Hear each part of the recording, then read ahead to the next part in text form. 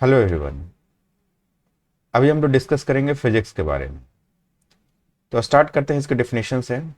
अगर internet search करें तो वहाँ पे इसका डेफिनेशन dictionary.com पे दिया हुआ है। The science that deals with matter, motion, energy and force. तो ये चार कंपोनेंट हुए। जो साइंस मैटर के साथ, मोशन, इसके मोशन के साथ, एनर्जी और फोर्स, ये चार कंपोनेंट हुए फिजिक्स के। जो साइंस इन चारों के साथ डील करेगा उसे ही हम फिजिक्स बोलते हैं। अगर ये काफ़ी प्रिसाइज डिफिनीशन है और काफ़ी शॉर्ट डिफिनीशन है। अगर विकिपीडिया सर्च करें तो वहाँ पे ये डिफिनीशन मिलता है हमें। ये थोड़ा सा इलेबोरेट है और थोड़ा सा डिटेल में दिया है। Physics is the natural science. Natural science का मतलब इसके तीन भाग: फिजिक्स, केमिस्ट्री एंड बायोलॉजी। तो ये तीन पार्ट होंगे, तो इनमें से एक है फिजिक्स। तो physics is a natural science that studies matter. यहां भी मैटर आया। मोशन, इट्स मोशन, मैटर आ गया, मोशन आ गया। And behaviour through space and time, और इसका इंटरेक्शन स्पेस और टाइम के साथ। That studies the related entities of the energy and force. यहाँ behaviour through space and time कहने का मतलब मोशन एंड और अदर टाइप ऑफ इंटरेक्शन। तो यहाँ पे ड्यूरिंग दैट इंटरेक्शन एनर्जी और फोर्स का इंट्रोडक्शन होता है। तो यही चार कंपोनेंट फिर हो गए हमारे बेसिक कंपोनेंट। इसको कुछ एग्जांपल से समझते हैं। जैसे मान लो कि मोशन चैप्टर लेके चलते हैं। मोशन चैप्टर में किसी चीज का अगर मोशन होगा तो कोई ऑब्जेक्ट का ही होगा। तो वो ऑब्जेक्ट किस चीज से बना होगा? मैटर से। ठीक है। अगर ये मूव कर रहा है, अब मैटर हो गया, तो यहाँ पे इसका मतलब है वो फिजिक्स के कैटेगरी में आ गया है। अब मैटर कैसा है, सॉलिड है, लिक्विड है, गैस है, वो कैसे बना है, उसके अंदर के फोर्सेस क्या क्या हैं, उस पर कौन कौन से फोर्स अप्लाई हो रहे हैं, ये सारी चीजें आ गई। उसके बाद अगर ये मूव करने लगा तो यहाँ पे मोशन भी हो गया। मोशन हो गया क्योंकि ये मूव किया, एक जगह से दूसरी जगह ये डिस्प्लेस कर गया। तो यहाँ पे मोशन का भी कंसेप्ट आ गया। उसके बाद फिर मोशन के बाद अब हो सकता है इसमें एक्सेलरेशन आए। मोशन यूनिफॉर्म और नॉन यूनिफॉर्म दोनों हो सकता है। तो इस पे अगर इसका एक्सेलरेशन इसमें हो गया, एक्सेलरेशन का कंसेप्ट आया, इसका मतलब है कि इस पे फोर्स लगा। तो यहाँ पे एक फोर्स का कंसेप्ट आया एक्सेलरेशन के कारण। अब फोर्स का कंसेप्ट आ गया तो किसी ने कुछ वर्क किया होगा, तो वहां पे फिर बिना एनर्जी का तो वर्क होगा नहीं, तो यहाँ पे ये वर्क हुआ, तो इसके कारण एनर्जी का भी इंट्रोडक्शन। तो इस तरह से देखते हैं मोशन चैप्टर, कोई भी चैप्टर उठा के देख ले फिजिक्स में, सारे चैप्टर में ये चार कंपोनेंट जरूर मिलेंगे: मैटर, उसका मोशन, उसके उससे रिलेटेड फोर्सेस और एनर्जी। एक और एग्जांपल देख लेते हैं। एक और एग्जांपल देखते हैं इलेक्ट्रिसिटी से। तो इलेक्ट्रिसिटी जो चैप्टर है उसमें क्या है, अगर करंट के बारे में जानना चाहें तो वो चार्ज से शुरू होता है। तो चार्ज क्या है? एक पार्टिकल है, चार्ज पार्टिकल की तरह है। उसमें भी मास होता है, चाहे इलेक्ट्रॉन हो, प्रोटॉन है, कोई आयंस हो, उसमें भी मास होता है। तो ये पार्टिकल्स हो गए। इसका मतलब हो गया मैटर का हमारा इंट्रोडक्शन हो गया। इसका मतलब है कि ये फिजिक्स के कैटेगरी में आ गया। अब चार्ज अगर मूव करने लगा तो उसे ही करंट बोलेंगे। करंट का मोशन यहाँ पे हुआ, तो यहाँ से इसका मतलब हुआ कि मोशन का कंसेप्ट आ गया। अगर चार्ज मूव करने लगा तो मोशन का कंसेप्ट आ गया। तो मैटर हो गया, मोशन हो गया। उसके बाद इस पे कुछ फोर्स, बिना फोर्स का तो चार्ज मूव करेगा नहीं, जिसमें बैटरी हम लोग इंट्रोड्यूस करते हैं। तो बैटरी क्या करता है? पोटेंशियल डिफरेंस क्रिएट करता है। तो वहाँ पे एक तरह से इलेक्ट्रोमोटिव फोर्स का कंसेप्ट आ जाता है, ईएमएफ। तो यहाँ से फिर फोर्स का कंसेप्ट आ गया। अब ये वर्क होता है कुछ, जैसे कि कोई बल्ब जल रहा है या कुछ फैन चल रहा है, तो वर्क हुआ एक तरह से, वहां पे एनर्जी का कंसेप्ट आ गया। तो इस तरह से ये चारों कंपोनेंट फिजिक्स में आते ही आते हैं, चाहे आप कोई भी चैप्टर उठाकर देख लो।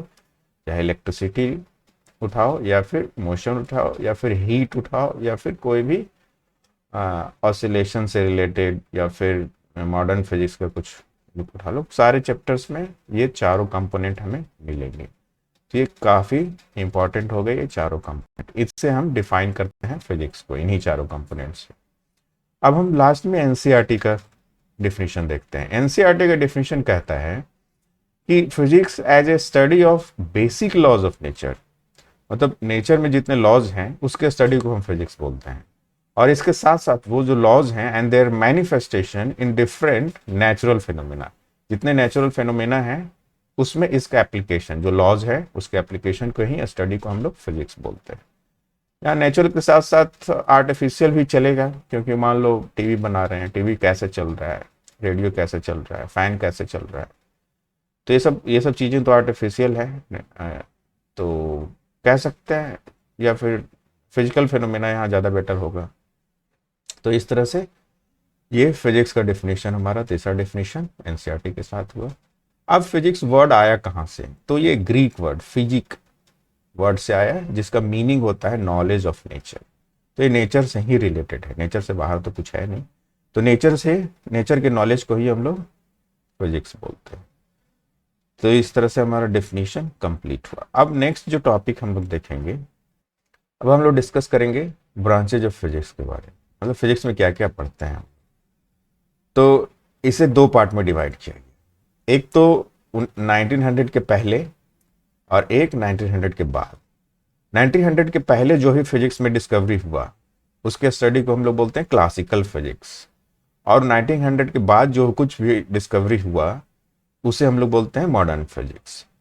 तो इसका अगर देखा जाए तो स्टार्ट करते हैं क्लासिकल फिजिक्स से, मतलब मोशन से ही सारा कुछ स्टार्ट हुआ था, इसलिए यहाँ पे क्लासिकल मैकेनिक्स सबसे शुरू रखते हैं, स्टार्ट करते हैं। तो क्लासिकल मैकेनिक्स का मतलब होता है मैकेनिक्स के दो पार्ट्स होते हैं। मैकेनिक्स का मतलब होता है एक तो काइनेमेटिक्स और एक डायनेमिक्स। तो काइनेमेटिक्स का मतलब सिर्फ मोशन से रिलेटेड, और डायनेमिक्स मतलब काउज ऑफ मोशन से रिलेटेड, मतलब इसमें फोर्स का इंट्रोडक्शन आ जाएगा। अब इसमें काइनेमेटिक्स में सिर्फ मोशन से हमें रिलेशन है कि किस तरह का मोशन है। मोशन भी बहुत तरह के होते हैं, linear motion, circular motion, rotational motion, बहुत तरह के मोशन, ऑसिलेटरी मोशन। तो उन सारे मोशंस के अगर बारे में केवल स्टडी करें तो वो काइनेमेटिक्स में आएगा, लेकिन उसके काउज के बारे में अगर स्टडी करें तो वो डायनेमिक्स में आएगा। तो इस तरह से मैकेनिक्स के दो पार्ट हो गए, लेकिन स्टेट ऑफ मैटर के हिसाब से इसे भी फिर दो पार्ट में डिवाइड किया गया। एक तो सॉलिड मैकेनिक्स। सॉलिड मैकेनिक्स कहने का मतलब हुआ, सॉलिड का मतलब समझ रहे हो आप। अब सॉलिड से रिलेटेड जितने भी काइनेमेटिक्स और डायनेमिक्स के कंसेप्ट होंगे वो इसमें पढ़ेंगे हम लोग सॉलिड मैकेनिक्स में। उसके बाद फ्लूइड मैकेनिक्स। फ्लूइड मैकेनिक्स का फ्लूइड का मतलब होता है फ्लो करना, तो फ्लो से रिलेटेड इसमें लिक्विड हो गए और गैस दोनों हो जाएंगे। फ्लो का मतलब दोनों चीज हो गया, लिक्विड भी और गैस भी। तो इन दोनों का जो स्टडी होता है लिक्विड में भी इसको फिर से अगर देखा जाए तो दो पार्ट में फ्लूइड मैकेनिक्स को भी डिवाइड किया जाएगा। एक लिक्विड से रिलेटेड जो है वो हाइड्रोस्टैटिक कहलाएगा, और एक जो एयर से रिलेटेड है वो एरोडायनेमिक्स। तो एरोडायनेमिक्स का यूज काफ़ी है, अगर देखा जाए कि एरोप्लेन कैसे उड़ता है तो उसमें एरोडायनेमिक्स लगता है। हाइड्रोस्टैटिक का भी बहुत सारा यूज है, बर्नौलीज प्रिंसिपल वगैरह सब इसी में आता है। तो इस तरह से ये फ्लूइड मैकेनिक्स को दो पार्ट में डिवाइड किया। तो ये मैकेनिक्स पूरी तरह से ये काफ़ी बड़ा चैप्टर हो जाता है 11th में। मतलब 60% पार्ट्स इसी में चले जाते हैं, 60 to 70%। उसके बाद थर्मोडायनेमिक्स आता है। थर्मोडायनेमिक्स में हम लोग हीट से रिलेटेड जितने भी चैप्टर्स हैं वो सारे थर्मोडायनेमिक्स में आते हैं। थर्मो मतलब हीट, डायनेमिक्स मतलब समझ रहे हो आप, मोशन एंड उससे रिलेटेड चीज़ें। तो थर्मोडायनेमिक्स में से रिलेटेड काफ़ी इंपॉर्टेंट ये भी चैप्टर है, क्योंकि अगर देखा जाए थर्मोडायनेमिक्स में तो जो हीट इंजन हुआ, हीट इंजन कैसे काम करता है, या रेफ्रिजरेटर हमारे यहाँ कैसे काम करता है, एसी कैसे काम करता है, सब के पीछे जो हीट का और टेम्परेचर का जो कंसेप्ट है वो सब थर्मोडायनेमिक्स में पढ़ा जाता है। इसमें भी वैसे ही न्यूटन्स के लॉज की तरह भी इसमें भी first law, second law and zeros law वगैरह पढ़ा जाता है। तो इसमें एंट्रोपी का भी कंसेप्ट आता है। तो बहुत सारा, ये भी काफ़ी एक ब्रॉड चैप्टर है। उसके बाद यहाँ तक ये क्लास 11 तक का सिलेबस है। इसमें एक और सिलेबस जुड़ जाता है एकॉस्टिक का, साउंड से रिलेटेड जो भी चीज़ें होंगी वो हम एकॉस्टिक में पढ़ते हैं। ये भी 11th का ही चैप्टर है। उसके बाद 12th का ये चैप्टर शुरू होता है इलेक्ट्रोमैग्नेटिज्म, मतलब इलेक्ट्रिसिटी एंड मैग्नेटिज्म से दोनों से को रिलेट करके हम लोग बोलते हैं इसको इलेक्ट्रोमैग्नेटिज्म, इलेक्ट्रिसिटी और मैग्नेटिज्म दोनों चैप्टर। तो ये काफ़ी बड़ा पार्ट होता है 12th में, ऑलमोस्ट हाफ ऑफ द मतलब सिलेबस इलेक्ट्रोमैग्नेटिज्म में चला जाता है। उसके बाद ऑप्टिक्स, ऑप्टिक्स मतलब लाइट से रिलेटेड जितनी चीज़ें हैं, तो ये भी बड़ा चैप्टर है, ये 12th का ही सब। तो ये हो गया हमारा 2 चैप्टर 12th का, इलेक्ट्रोमैग्नेटिज्म एंड और सारी चीज़ें, जो भी चीज़ इसमें जितने ज़्यादा मेजर डिस्कवरी हुए हैं वो सब के सब 1900 के पहले के हैं, इसलिए इसे क्लासिकल फिजिक्स में रखा जाता है। अब बात करते हैं मॉडर्न फिजिक्स का। मॉडर्न फिजिक्स में भी कुछ चैप्टर्स आते हैं हमारे 12th क्लास में पढ़ने होते हैं, लेकिन वो इंट्रोडक्टरी चैप्टर्स हैं, उसे डिटेल में नहीं पढ़ते। तो मॉडर्न फिजिक्स को ब्रॉडली 2 पार्ट में डिवाइड किया गया, एक तो स्मॉल स्केल पे और एक लार्ज स्केल पे, दोनों का अलग अलग फिजिक्स है। तो स्मॉल लेवल कहने का मतलब एटॉमिक लेवल पे, एक एटम के अंदर क्या क्या होता है वो चीज़ें अगर हमें जाननी है तो उसके लिए क्वांटम मैकेनिक्स पढ़ना होता है, या फिर एटॉमिक फिजिक्स या फिर न्यूक्लियर फिजिक्स। तो एटम से क्वांटम मैकेनिक्स तो थोड़ा मैक्रो लेवल पे भी होता है, जैसे सुपर कंडक्टिविटी वगैरह जो कंसेप्ट आता है वो क्वांटम मैकेनिक्स का है। क्वांटम मैकेनिक्स में हम लोग मेजरली जैसे अनसर्टेनिटी प्रिंसिपल हो गया, फोटो इलेक्ट्रिक इफेक्ट हो गया, डुअल नेचर ऑफ मैटर हो गया, या क्वांटाइजेशन ऑफ एनर्जी हो गया, ये सब चीज़ें इसमें हम लोग स्टडी करते हैं। एनर्जी जनरली जैसे क्लासिकल मैकेनिक्स में एनर्जी को एक तरह से कंटिन्यूस माना जाता है, लेकिन वही अगर हम मॉडर्न फिजिक्स में चले आए क्वांटम मैकेनिक्स में, तो वहाँ एनर्जी डिस्क्रीट वे में पाया जाता है। डिस्क्रीट करने का मतलब इस तरह से, ये जैसे कि एक एग्जांपल हो गया हाइड्रोजन का, अगर देखा जाए quantum nature of hydrogen atom, तो उसके अंदर क्या है, अलग अलग जो ऑर्बिट्स हैं वो एनर्जी लेवल को रिप्रेजेंट करते हैं। एनर्जी स्टेट्स अलग अलग डिस्क्रीट है, वो कंटिन्यूअस नहीं है। तो इस तरह से क्वांटम मैकेनिक्स काफ़ी अगर देखा जाए तो स्मॉल स्केल पे काफ़ी ज़्यादा एक तरह से फिजिक्स को डोमिनेट कर रहा है आज। उसके बाद एटॉमिक फिजिक्स में सिर्फ एटम से रिलेटेड चीज़ें पढ़ते हैं। वैसे मैंने बताया क्वांटम मैकेनिक्स में माइक्रो लेवल पे भी चीज़ें होती हैं, जैसे कि सुपर कंडक्टिविटी। तो सुपर कंडक्टिविटी किसी भी एक माइक्रो लेवल का सब्जेक्ट हुआ, लेकिन ज़्यादातर उसकी चीज़ें माइक्रो लेवल पे ही, स्मॉल स्केल एटॉमिक और मॉलिक्यूलर लेवल पे ही पढ़ी जाती है। उसके बाद फिर एटॉमिक फिजिक्स सिर्फ एटम के बारे में, एटम के बारे में, एटम के अंदर की चीज़ें, उसके इंट्रैक्शन वगैरह जो भी चीज़ इससे रिलेटेड है वो सारी चीज़ें इसमें पढ़ाई जाएंगी। उसके बाद न्यूक्लियर फिजिक्स, न्यूक्लियर फिजिक्स मतलब और अंदर चले जाएंगे, न्यूक्लियस में एटम का जो न्यूक्लियस होता है। तो पहले एटम और बाहर मॉलिक्यूलर लेवल ये हुआ, उसके बाद एटम हुआ, उसके बाद और स्मॉल स्केल पे हो गया न्यूक्लियस। न्यूक्लियस से रिलेटेड जितने फिजिकल फिनोमेना होंगे वो न्यूक्लियर फिजिक्स में पढ़े जाएंगे। इसी से न्यूक्लियर फिजन और फ्यूजन का भी कंसेप्ट आता है, जिससे काफ़ी ज़्यादा एनर्जी रिलीज होता है। तो ये सारी चीज़ें E=mc² वगैरह सब ये इसी से यहीं पे आ जाता है। उसके बाद high energy physics, high energy physics कहने का मतलब हुआ कि ये रिलेटेड है एलिमेंट्री पार्टिकल से। असलियत में ऐसा होता है कि एलिमेंट्री पार्टिकल्स की डिस्कवरी जो की जाती है वो काफ़ी हाई एनर्जी पार्टिकल्स से के कॉलिजन से की जाती है, इसलिए हाई एनर्जी फिजिक्स से बोल सकते हैं। तो एलिमेंट्री पार्टिकल्स की जहाँ तक बात है, ऐसे तो हम लोग जनरली जानते हैं कि एलिमेंट्री पार्टिकल्स है प्रोटॉन, कोई भी एटम का जो सबसे, एटम तो एलिमेंट्री पार्टिकल है नहीं। एलिमेंट्री पार्टिकल क्या किसे कहेंगे, ऐसे पार्टिकल जिससे पूरे जितने मैटर्स हैं सारे बने हैं, यूनिवर्स के जितने भी मैटर्स हैं वो वही उन्हीं पार्टिकल से बने हैं। तो इलेक्ट्रॉन, प्रोटॉन और न्यूट्रॉन, ऐसे पहले यही माना जाता था कि इलेक्ट्रॉन, प्रोटॉन और न्यूट्रॉन इन्हीं से एटम्स बने हैं। पहले तो एटम्स को माना जाता था एक तरह से एलिमेंट्री पार्टिकल्स कि एटम से ही सारे चीज़ें बने हैं, लेकिन फिर देखा गया कि नहीं, एटम से भी 1930 के आसपास लगभग इलेक्ट्रॉन, प्रोटॉन, न्यूट्रॉन तीनों खोज लिए गए। तो उस समय से माना गया कि अच्छा इलेक्ट्रॉन, प्रोटॉन, न्यूट्रॉन हो गए हमारे एलिमेंट्री पार्टिकल्स, लेकिन फिर ऐसा नहीं था। अब प्रोटॉन्स और न्यूट्रॉन्स भी कुछ चीज़ों से बने, इसके अलावे भी और से बहुत सारे सब एटॉमिक पार्टिकल्स मिले, डिस्कवरी हुए बहुत सारे। लगभग second half of 20th century में बहुत सारे पार्टिकल्स, ऑलमोस्ट 50 के आसपास पार्टिकल्स ढूंढ लिए गए। तो इसमें इसको अगर देखा जाए एक इससे हम समझ सकते हैं इसे, जो एलिमेंट्री पार्टिकल्स हैं उसको मेजरली दो पार्ट में डिवाइड किया गया, फर्मिओन्स और बोसॉन्स।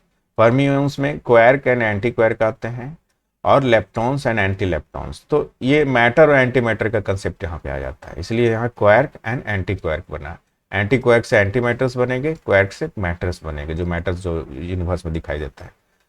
तो वैसे ही लेप्टॉन्स हो गए और एंटी लेप्टॉन्स हो गए, इससे भी मैटर और एंटी मैटर का कंसेप्ट आता है। इसका स्पिन हाफ होता है, ये कलर चार्ज होता है, इसमें कोई कलर नहीं होता। अब इसके तीन तीन जनरेशन है। फर्स्ट जनरेशन में अप डाउन, और सेकंड जनरेशन में 4 महीना स्ट्रेंज, और थर्ड जनरेशन में टॉप एंड बॉटम। तो इस तरह से ये अब जैसे इन्हीं क्वार्क से मिलकर जैसे प्रोटॉन बनता है, तो प्रोटॉन का कंसेप्ट क्या होगा, इसमें 2 अप होंगे और 1 डाउन होगा। अगर 2 अप क्वार्क और 1 डाउन क्वार्क को मिलाते हैं तो प्रोटॉन्स बन जाते हैं, इसमें पॉजिटिव चार्ज होता है, इसमें मास होता है। अब उसी तरह से अगर न्यूट्रॉन बना रहे हैं तो उसमें न्यूट्रल चार्ज होता है, तो इसमें 1 अप होगा और 2 डाउन होगा। तो इस तरह से ये क्वार्क के हेल्प से जो सब एटॉमिक पार्टिकल्स है वो बनते हैं। और भी बहुत सारे हैं, जैसे इलेक्ट्रॉन्स लेप्टॉन्स के केस में आ गया है, electron, neutrino, muon, tau neutrino. इस तरह से बहुत सारे हमारे सब एटॉमिक पार्टिकल्स हो गए। ये हो गए फर्मियोन। फर्मियोन का मतलब हुआ फर्मी डायरेक्ट स्टैटिस्टिक्स को जो ओबे करता है। उसी तरह से इधर अब बोसोन जो होते हैं, वो इसका जो स्पिन होता है वो इंटीग्रल होता है, और इसका हाफ इंटीग्रल होता है। जैसे इसमें हाफ हाफ है, हमने स्पिन देखा था, उसी तरह यहाँ स्पिन अब 1 होगा, नहीं तो फिर 0 होगा। तो 1 0 ये फोर्स कैरियर होते हैं। फोर्स कैरियर कहने का मतलब जैसे कैसे इलेक्ट्रोमैग्नेटिक फोर्स है, तो इलेक्ट्रोमैग्नेटिक के 2 चार्ज के बीच में फोर्स लगता है, तो उनके बीच में क्या ऐसा है जो उन्हें जोड़ कर रखता है, उन्हें उनके बीच के बॉन्ड को क्या कहते हैं, तो वो इलेक्ट्रोमैग्नेटिक फोर्स जो होता है वो फोटोन, उनके बीच का जो एक तरह से जो बॉन्ड है वो फोटोन के थ्रू होता है, मतलब फोटोन के थ्रू ये फोर्स एक्सपीरियंस किया जाता है। तो फोटोन को बोलेंगे इलेक्ट्रोमैग्नेटिक इंट्रैक्शन का पार्ट। उसी तरह से बोसोन, WZ, एंड ये वीक इंट्रैक्शन, मतलब वही वीक फोर्स से रिलेटेड ये हुआ। उसके बाद ग्लूओन्स जो हो गए वो स्ट्रॉन्ग फोर्स से रिलेटेड, न्यूक्लियर फोर्सेज ये दोनों हो गए, सेकेंड एंड थर्ड। और फिर ये हाइपोथेटिकल है, ये अभी तक ढूंढा नहीं गया है, एक होना चाहिए ग्रेविटॉन भी, जो ग्रेविटेशनल फोर्स से रिलेटेड हो। तो ये 4 फंडामेंटल फोर्सेस के ये चारों जो फोर्स कैरियर हो गए।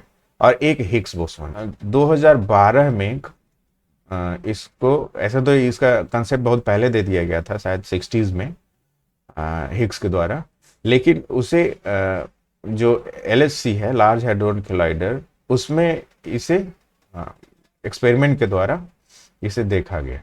तो ये 2012 में जाकर इसको एक तरह से वेरीफाई हुआ हिग्स बोसॉन। और हिग्स बोसॉन काउज होता है किसी भी मैटर का जो एलिमेंट्री पार्टिकल उसके मास का, और ये सारे फोर्स का। तो इस तरह से हमारे इतने सारे एलिमेंट्री पार्टिकल्स बन गए। ये सब मैटर्स का है, इसके साथ साथ इसके एंटी मैटर्स भी बनते हैं। तो बहुत सारे एलिमेंट्री पार्टिकल्स हो गए। तो पहले का जो नॉलेज था इलेक्ट्रॉन, प्रोटॉन, न्यूट्रॉन वाला, वो अब काफी पीछे छूट गया। बहुत सारे एलिमेंट्री पार्टिकल्स हो गए जिससे ये यूनिवर्स बना है। उसके बाद लार्ज स्केल पे कौन सा फिजिक्स चलता है वो हम करेंगे। तो लार्ज स्केल कहने का मतलब ये हुआ कि अगर एक कोई ऑब्जेक्ट मूव कर रहा है relative to speed of light, speed of light कितना है, लगभग 3 लाख किलोमीटर पर सेकेंड है। तो इससे रिलेटेड मान लो कि जैसे 1 लाख किलोमीटर या फिर 50,000 किलोमीटर पर सेकेंड, अगर ऐसा कोई स्पीड से चल रहा है तो वहां पे फिर ये क्लासिकल फिजिक्स फेल हो जाता है। क्लासिकल फिजिक्स वहां पे अप्लाई नहीं कर सकते। स्पीड ऑफ लाइट ये हमेशा कांस्टेंट होता है, एक तरह से ये यूनिवर्सल कांस्टेंट है, ये फ्रेम ऑफ रेफरेंस पे डिपेंड नहीं करता है। सारे इनर्शियल फ्रेम में ये स्पीड ऑफ लाइट उतना ही होगा। अब उसके बाद फिर है कि ये टाइम, इसके पहले जो क्लासिकल फिजिक्स था उस समय स्पीड ऑफ लाइट हो गया हमारा। उसके बाद टाइम से रिलेटेड ये है, टाइम भी पहले क्लासिकल फिजिक्स में टाइम को कांस्टेंट माना जाता था, एब्सोल्यूट माना जाता था, ये चेंज नहीं कर सकते थे। लेकिन यहाँ पे ये कंसेप्ट आया, रिलेटिविटी के कंसेप्ट से हम लोग टाइम को भी चेंज कर सकते हैं। अगर स्पीड ऑफ लाइट से चले तो टाइम रुक जाता है, तो इसका मतलब है टाइम के साथ भी हम अल्टरेशन कर सकते हैं। तो ये सब चीजें स्पेशल रिलेटिविटी में 1905 में आइंस्टाइन के द्वारा दे दिया गया। उसके बाद उन्होंने जनरल रिलेटिविटी किया। जनरल रिलेटिविटी एक तरह से स्पेस टाइम कर्व के बारे में है। ये ग्रेविटेशन ये 1915 में दिया इन्होंने जनरल रिलेटिविटी, ये स्पेशल रिलेटिविटी था। तो 15 में इन्होंने जनरल रिलेटिविटी, इसमें जनरल रिलेटिविटी एक तरह से सुपरसीड किया न्यूटन का जो ग्रेविटेशन था, ग्रेविटेशन का कंसेप्ट था उसे। तो यहाँ पे इन्होंने स्पेस टाइम कर्व को इंट्रोड्यूस किया, स्पेस टाइम कर्व, और बताया कि जो लाइट है वो बेंड करता है। तो ये 1915 में ये बताया था इन्होंने, और लगभग 1919 के आसपास वो वेरीफाई हो गया था कि हाँ लाइट सच में बेंड करता है, कोई लार्ज मास है उससे अगर बगल से गुजरेगा तो वो बेंड करेगा, तो लाइट भी बेंड करता था। तो इस तरह से ये उसके बाद से काफ़ी फेमस हो गए थे, और आइंस्टाइन को 1921 में नोबेल भी मिला था उनके स्टडीज़ के बारे में। ऐसे उन्होंने फोटो इलेक्ट्रिक इफेक्ट, रिलेटिविटी और ब्लैक बॉडी रेडिएशन, इसके लिए इन्हें नोबेल मिला था इसके वर्क के लिए। तो ये हुआ, इतनी चीज़ें हम लगभग फिजिक्स में पढ़ते हैं। फिजिक्स का जो 400 ईयर्स का इतिहास है उसमें ये सारी चीज़ें डिस्कवर की गई है, इसी के स्टडी को हम लोग डिटेल में देखते हैं फिजिक्स में।